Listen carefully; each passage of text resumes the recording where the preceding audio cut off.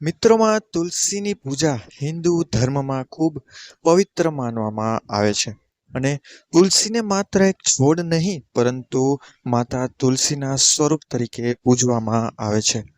ઘણા લોકોના મનમાં પ્રશ્ન હોય છે કે માં તુલસીની પૂજા કયા દિવસે કરવી જોઈએ, કયા દિવસે વ્રત રાખવું જોઈએ અને કયા દિવસે તુલસી પાસે દીવો પ્રગટાવવો વિશેષ શુભ માનવામાં આવે છે. જો તમે પણ આ વાત જાણવા માંગતા હોય તો આજનો આ વિડીયો ખૂબ જ મહત્વનો છે. શાસ્ત્રીય પરંપરામાં તુલસી પૂજા માટે કોઈ એક જ દિવસને સંપૂર્ણ રીતે ફરજિયાત ગણવામાં આવતો નથી, પરંતુ કેટલાક દિવસો અને તિથિઓ તુલસી પૂજા માટે વિશેષ શુભ માનવામાં આવે છે. ખાસ કરીને ગુરુવાર અને શુક્રવારના દિવસે તુલસી માતાની પૂજા કરવાનું અનેક ઘરોમાં શુભ માનવામાં આવે છે. ગુરુવારનો દિવસ ભગવાન વિષ્ણુ અને માતા લક્ષ્મી સાથે જોડાયેલો માનવામાં આવે છે અને તુલસી માતાને ભગવાન વિષ્ણુની પ્રિય માનવામાં આવે છે.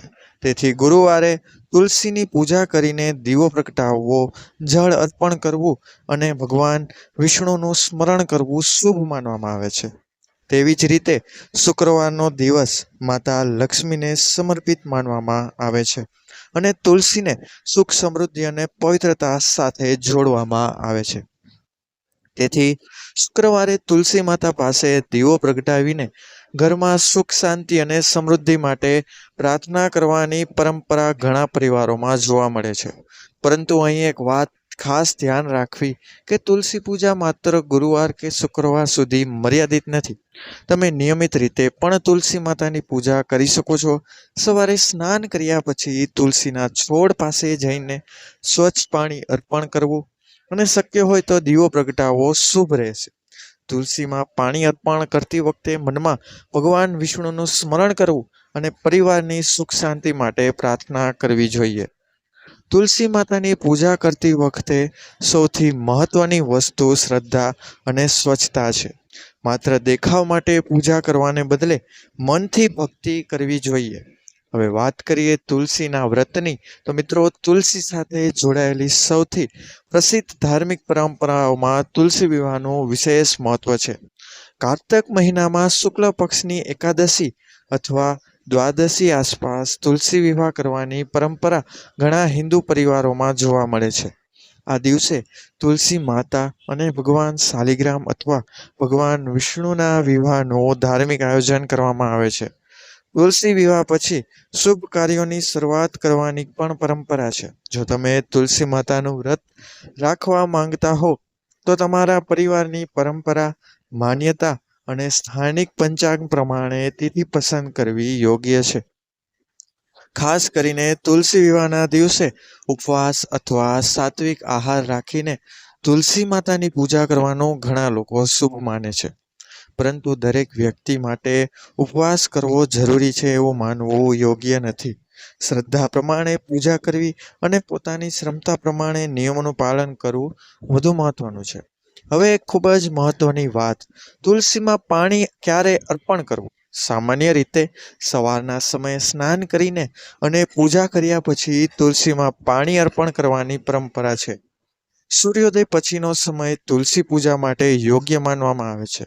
તુલસીમાં પાણી નાખતી વખતે વધારે પાણી રેડવાની જરૂર નથી.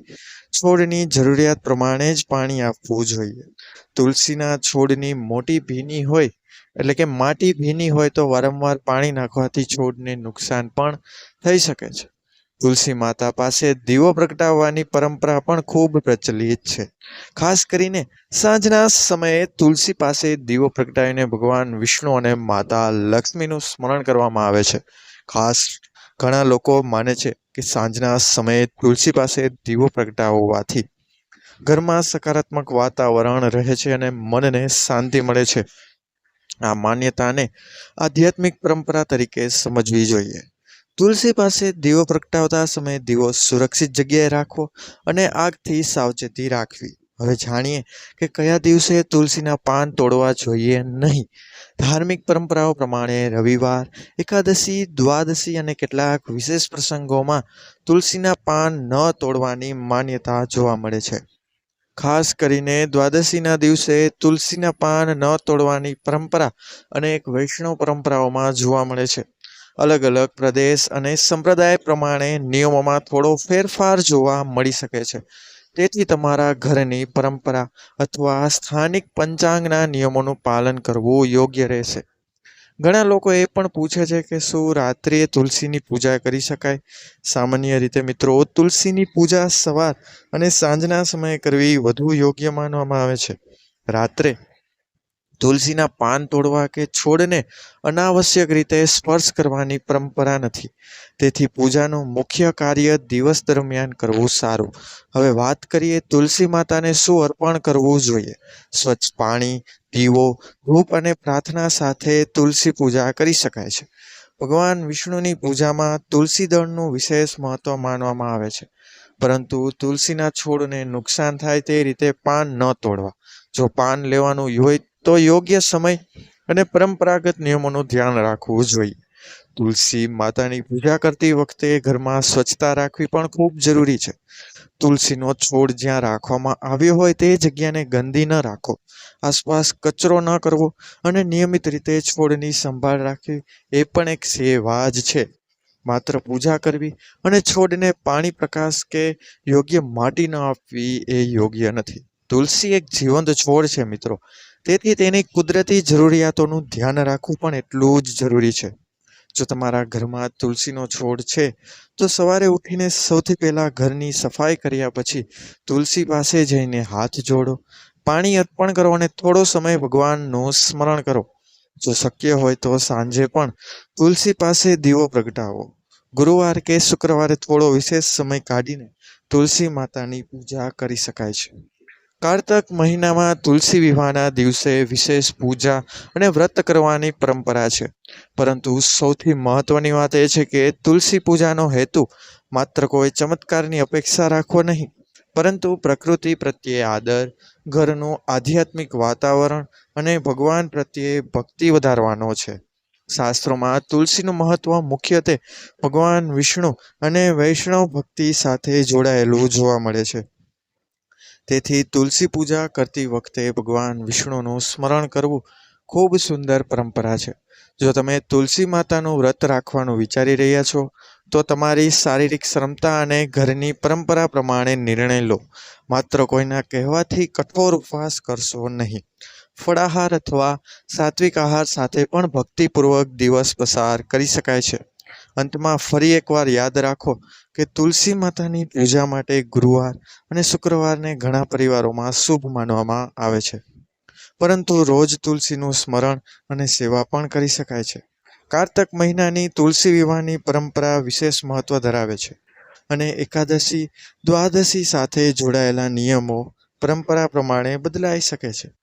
તેથી જો તમે તુલસી માતાની પૂજા શરૂ કરવા માંગતા હો તો સવારના સમયે સ્વચ્છતા સાથે પાણી અર્પણ કરો, ભગવાન વિષ્ણુનું સ્મરણ કરો, સાંજે દીવો પ્રગટાવો અને તુલસીના છોડની નિયમિત સેવા કરો.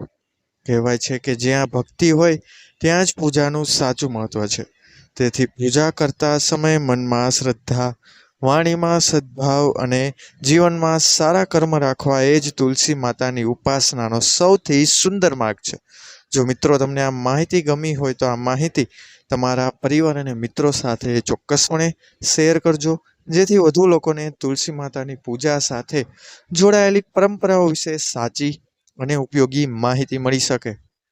અને વિડીયોને લાઈક કરજો, ચેનલને સબસ્ક્રાઈબ કરજો, જેથી તમને અમારા આવા જ નવા વિડીયો મળતા રહે. તો મળીશું મિત્રો આવા જ નવા વિડીયો સાથે. ત્યાં સુધી બધાને મારા જય શ્રી હરિ વિષ્ણુ, બધાને મારા હર હર મહાદેવ. ધન્યવાદ. અસ્તુ.